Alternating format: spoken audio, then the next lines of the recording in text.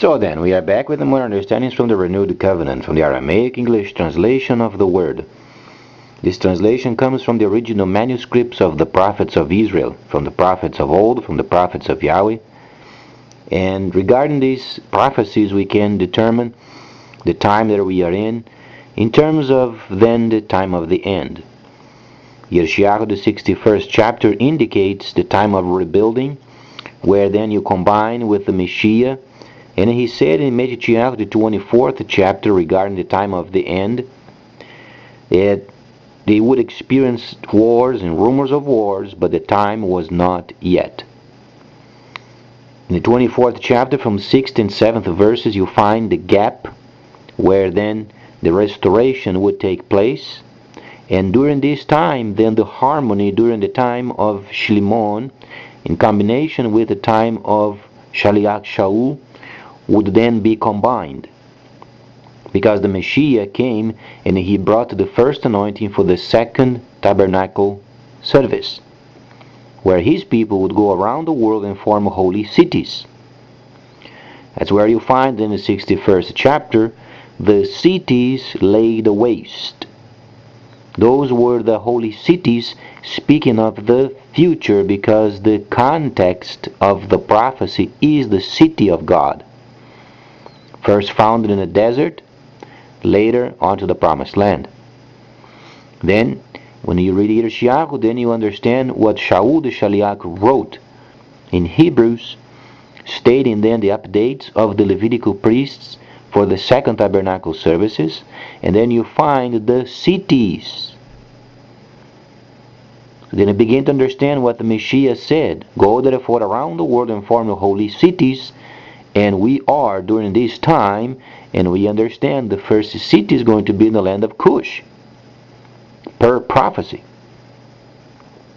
amongst the fierce. Because only a mandate from Yahweh can generate a city amongst the fierce. Otherwise, any person trying without a mandate would end up as snacks for crocodiles. Vastly known in the area. If you're familiar with the Idi Amin Dada, you understand. Criminals and people doing what they shouldn't have, they would be murdered and thrown to the river Nile. Then the crocodiles would do the rest. If you take a dive down there, you'll find lots of bones. So then, we understand where it's at, and also the route established then from the city in Kush up to Jerusalem for the observance of the feasts. Because the Messiah said, whatsoever Moses told you to do and observe, these do and observe. However, when you understand the second tabernacle services, the spiritual understanding comes from the shadow prophetic events of the Torah. However, while the city is being established, the route then is established during the time of Shaliach Shaul. We had these routes because every time he would visit a city, he was making preparations when the time would come to observe the feasts. So it's a carbon copy of what was. That's the time of restoration. And whosoever claims to be a believer in the Messiah must push for the holy city. It's the whole purpose. Go around the world, therefore, and establish holy cities. So then, Shaliach Shaul, while explaining the updates, he also gave then delegations of responsibilities, and he would then give them more details of what they should be doing in the Holy of Holies. Because the Son had taken the place of his Father.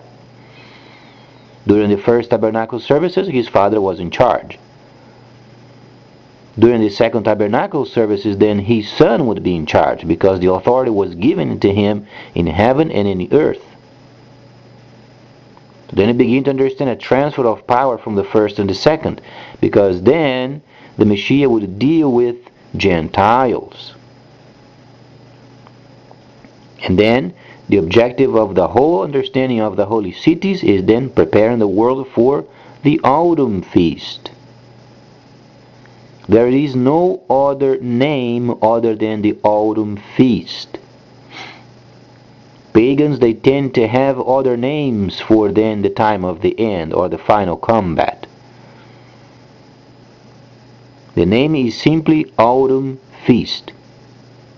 Not above, not below. Only the second half of the Torah and the prophets.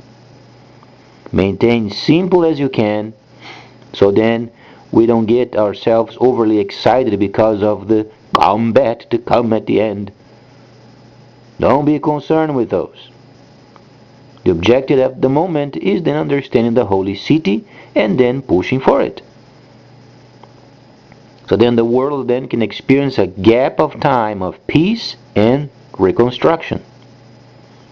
So then the Chinese system can be implemented, and then people are going to be very busy in the computers. So there is the layer of understanding of the Messiah when he spent time with the Samaritans for 2 days, couple thousand years. 4031 ends in 6031 without the reduction spoken of by the Messiah in the 24th chapter of Yahweh. This establishment of the reduction of time, we don't know for how long. Only Yahweh has in his authority. So then we understand then the set apart or the Hebraic people must return to their services because they must resume in order to receive the second anointing.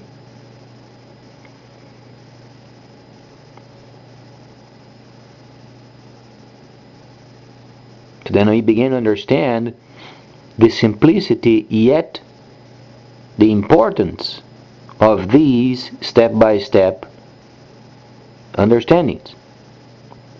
In every section of it, you trace back to the Torah.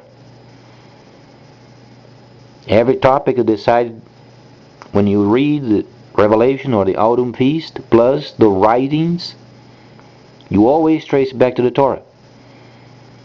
This gives you then the certainty of the prophecies, the prophets, and also the works of Yahweh. Because always is traceable back to the instructions.